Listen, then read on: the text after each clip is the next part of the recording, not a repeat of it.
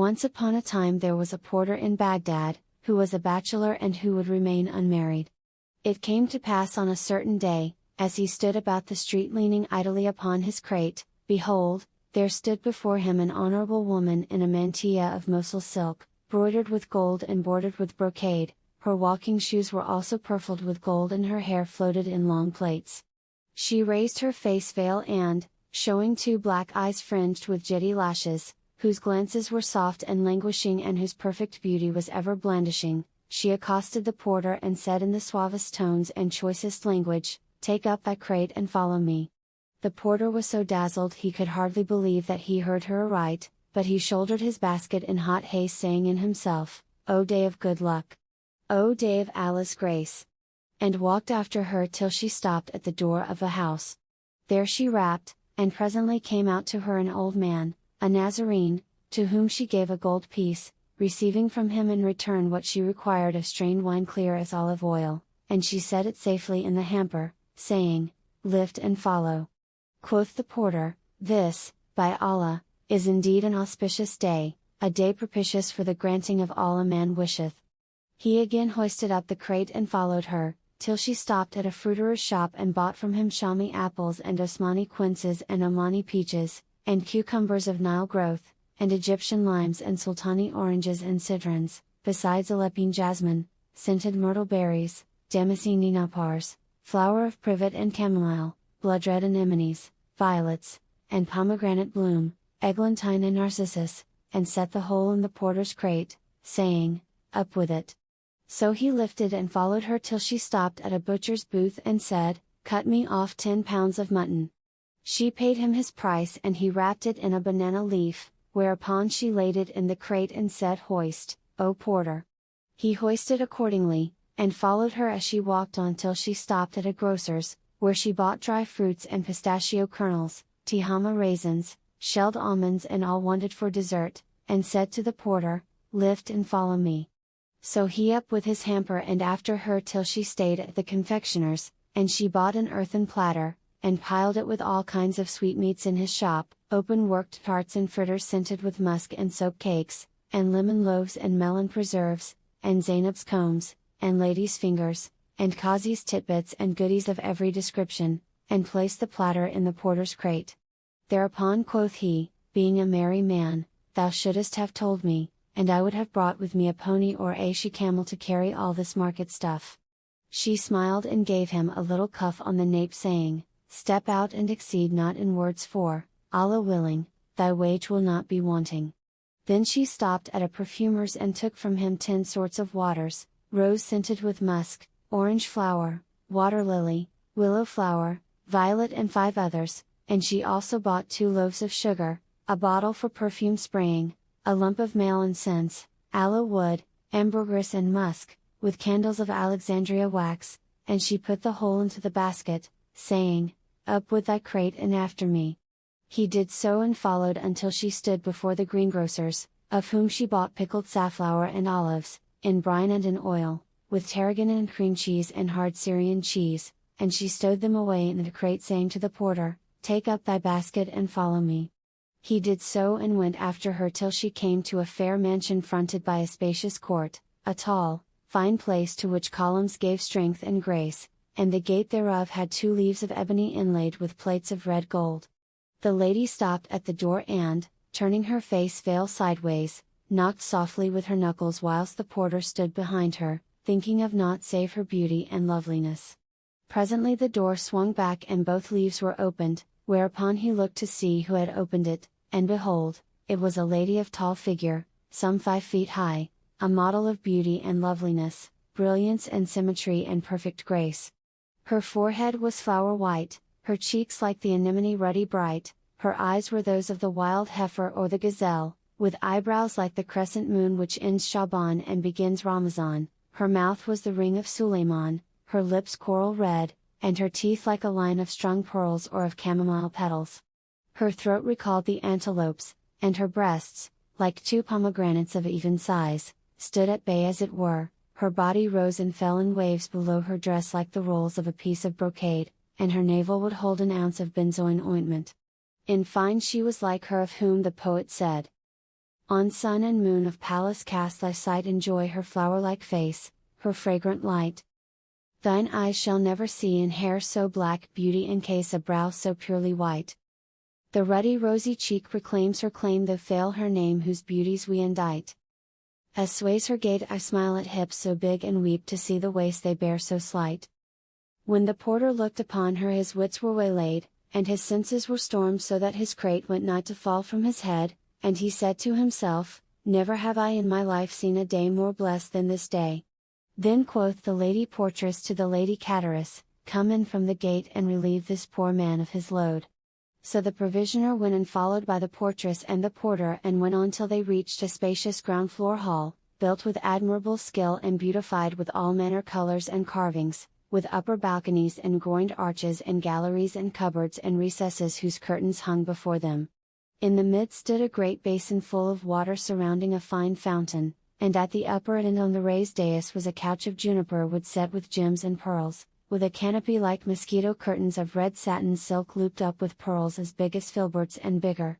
Thereupon sat a lady bright of blee, with brow beaming brilliancy, the dream of philosophy, whose eyes were fraught with Babel's gramarye and her eyebrows were arched as for archery, her breath breathed ambergris and perfumery and her lips were sugar to taste and carnelian to see.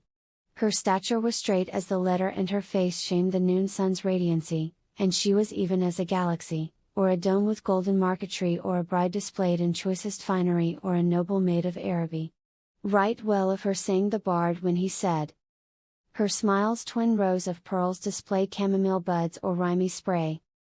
Her tresses stray as night let down, and shames her light the dawn a day. The third lady rising from the couch stepped forward with graceful swaying gait till she reached the middle of the saloon, when she said to her sisters, why stand ye here? Take it down from this poor man's head. Then the cateress went and stood before him, and the portress behind him, while the third helped them, and they lifted the load from the porter's head, and, emptying it of all that was therein, set everything in its place. Lastly they gave him 2 gold pieces, saying, wend thy ways, O porter. But he went not, for he stood looking at the ladies and admiring what uncommon beauty was theirs, and their pleasant manners and kindly dispositions, never had he seen goodlier, and he gazed wistfully at that good store of wines and sweet-scented flowers and fruits and other matters. Also he marvelled with exceeding marvel, especially to see no man in the place, and delayed his going, whereupon quoth the eldest lady, what aileth thee that goest not? Haply thy wage be too little. And, turning to her sister the cateress, she said, give him another dinar. But the porter answered, by Allah, my lady, it is not for the wage, my hire is never more than 2 dirhams, but in very sooth my heart and my soul are taken up with you and your condition. I wonder to see you single with ne'er a man about you and not a soul to bear you company, and well you wot that the minaret toppeleth or unless it stand upon 4, and you want the same 4th, and women's pleasure without man is short of measure, even as the poet said. Ceased not we want for joy 4 things all told, the harp and lute, the flute and flageolet. And be they companied with scents 4-fold rose, myrtle, anemone and violet. Nor please all 8 and 4 thou wouldst withhold good wine and youth and gold and pretty pet. You be 3 and want a 4th who shall be a person of good sense and prudence, smart-witted, and one apt to keep careful counsel. His words pleased and amused them much, and they laughed at him and said, and who is to assure us of that?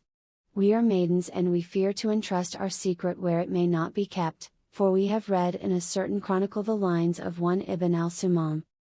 Hold fast thy secret and to none unfold, lost is a secret when that secret's told.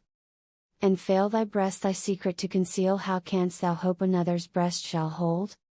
And Abu Nawas said well on the same subject. Who trusteth secret to another's hand, upon his brow deserveth burn of brand. When the porter heard their words he rejoined, by your lives, I am a man of sense and a discreet, who hath read books and perused chronicles, I reveal the fair and conceal the foul, and I act as the poet adviseth. None but the good a secret keep, and good men keep it unrevealed. It is to me a well-shut house with keyless locks and door unsealed. When the maidens heard his verse and its poetical application addressed to them, they said, thou knowest that we have laid out all our monies on this place. Now say, hast thou aught to offer us in return for entertainment? For surely we will not suffer thee to sit in our company and be our cup companion, and gaze upon our faces so fair and so rare without paying a round sum. Wottest thou not the saying? Sans hope of gain. Love's not worth a grain? Whereto the lady portress added, If thou bring anything thou art a something, if no thing, be off with thee, thou art a nothing. But the procuratrix interposed, saying, Nay, O my sisters, leave teasing him, for by Allah he hath not failed us this day, and had he been other he never had kept patience with me, so whatever be his shot and scot I will take it upon myself. The porter, overjoyed, kissed the ground before her and thanked her saying, By Allah, these monies are the first fruits this day hath given me. Hearing this they said, Sit thee down and welcome to thee, and the eldest lady added, By Allah, we may not suffer thee to join us save on one condition, and this it is, that no questions be asked as to what concerneth thee not, and frowardness shall be soundly flogged. Answered the porter, I agree to this, O my lady, on my head and my eyes be it. Look I am dumb, I have no tongue. Then arose the provisioneress and tightening her girdle set the table by the fountain and put the flowers and sweet herbs in their jars, and strained the wine and ranged the flasks in row and made ready every requisite.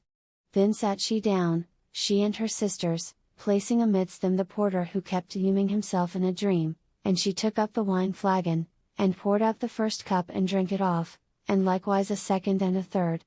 After this she filled a fourth cup which she handed to one of her sisters, and, lastly, she crowned a goblet and passed it to the porter, saying, Drink the dear draught, drink free and fain what healeth every grief and pain. He took the cup in his hand and, lauding low, returned his best thanks and improvised. Drain not the bowl save with a trusty friend, a man of worth whose good old blood all know. For wine, like wind, sucks sweetness from the sweet and stinks when overstench it haply blow. Adding, Drain not the bowl, save from dear hand like thine, the cup recalls thy gifts, thou, gifts of wine. After repeating this couplet he kissed their hands and drank and was drunk and sat swaying from side to side and pursued. All drinks wherein is blood the law unclean doth hold save one, the bloodshed of the vine. Fill. Take all my wealth bequeathed or one thou fawn. A willing ransom for those eyne. Then the cateress crowned a cup and gave it to the portress, who took it from her hand and thanked her and drank. Thereupon she poured again and passed to the eldest lady who sat on the couch, and filled yet another and handed it to the porter. He kissed the ground before them, and, after drinking and thanking them, he again began to recite. Here? By Allah, here! Cups of the sweet, the dear! Fill me a brimming bowl, the fount a life I spear. Then the porter stood up before the mistress of the house and said, O lady, I am thy slave, thy Mameluke, thy white thrall, thy very bondsman, and he began reciting. A slave of slaves there standeth at thy door lauding thy generous boons and gifts galore. Beauty! May he come in a while to joy thy charms? For love and I part nevermore. She said to him, Drink, and health and happiness attend thy drink. So he took the cup and kissed her hand and recited these lines in sing-song. I gave her brave old wine that like her cheeks blushed red or flame from furnace flaring up. She bussed the brim and said with many a smile, How durst thou deal folks cheek for folk to sup? Drink. Said I, These are tears of mine whose tinct as heart blood sighs have boiled in the cup. She answered him in the following couplet. And tears of blood for me, friend, thou hast shed, suffer me sup them, by thy head and eyes. Then the lady took the cup, and drank it off to her sister's health, and they ceased not drinking, the porter being in the midst of them, and dancing and laughing and reciting verses and singing ballads and ritornellos.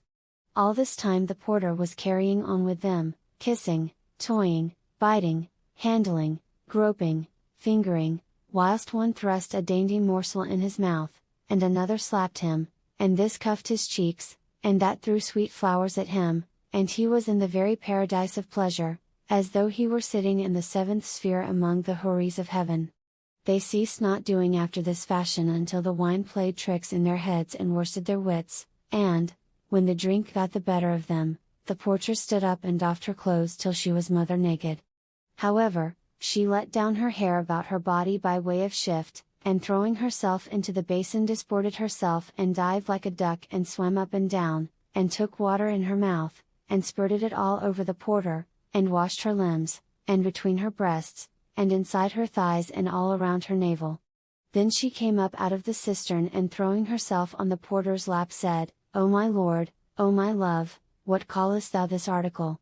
Pointing to her slit, her solution of continuity. I called at thy cleft, quoth the porter, and she rejoined, Wah! Wah! Art thou not ashamed to use such a word? And she caught him by the collar and soundly cuffed him. Said he again, Thy womb, thy vulva, and she struck him a second slap crying, O fie, this is another ugly word, is there no shame in thee? Quoth he, Thy coint, and she cried, O thou art wholly destitute of modesty. And thumped him and bashed him. Then cried the porter, Thy clitoris, whereat the eldest lady came down upon him with a yet sorer beating, and said, No, and he said, 'Tis so, and the porter went on calling the same commodity by sundry other names, but whatever he said they beat him more and more till his neck ached and swelled with the blows he had gotten, and on this wise they made him a butt and the laughingstock. At last he turned upon them asking, And what do you women call this article? Whereto the damsel made answer, The basil of the bridges. Cried the porter, Thank Allah for my safety, aid me and be thou propitious, O basil of the bridges.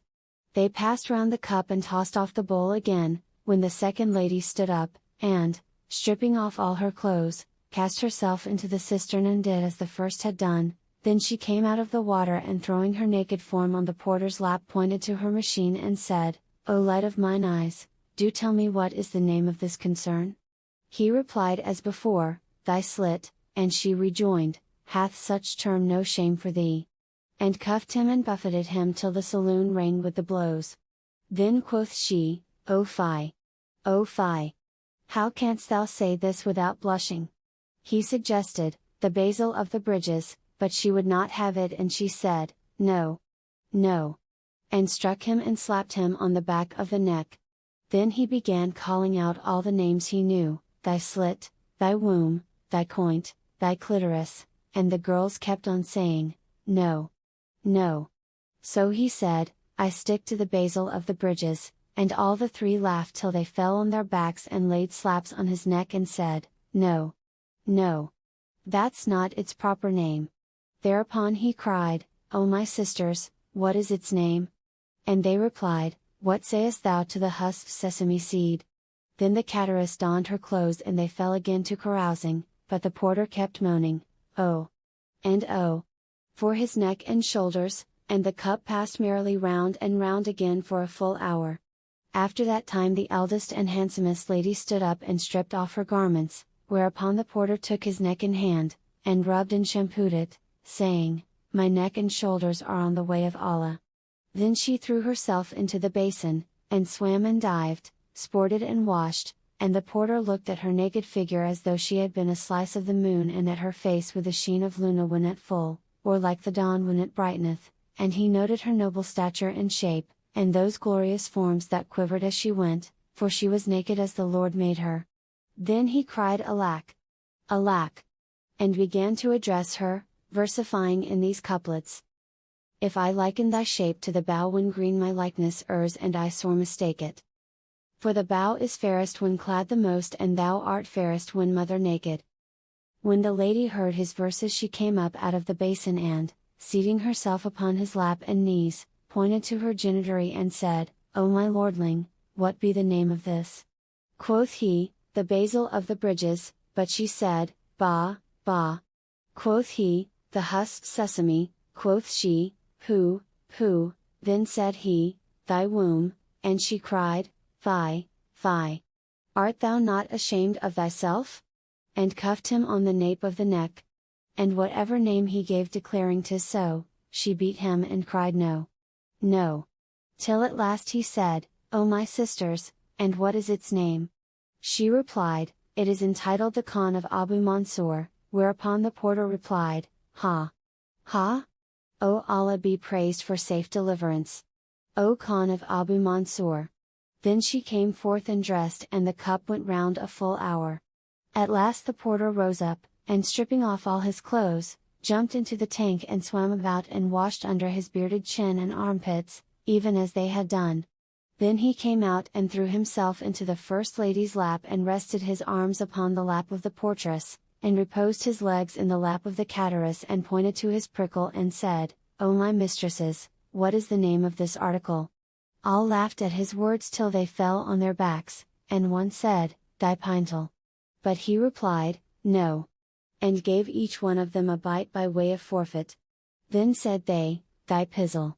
But he cried no, and gave each of them a hug, and Shahrazad perceived the dawn of day and ceased saying her permitted say. Now when it was the 10th night,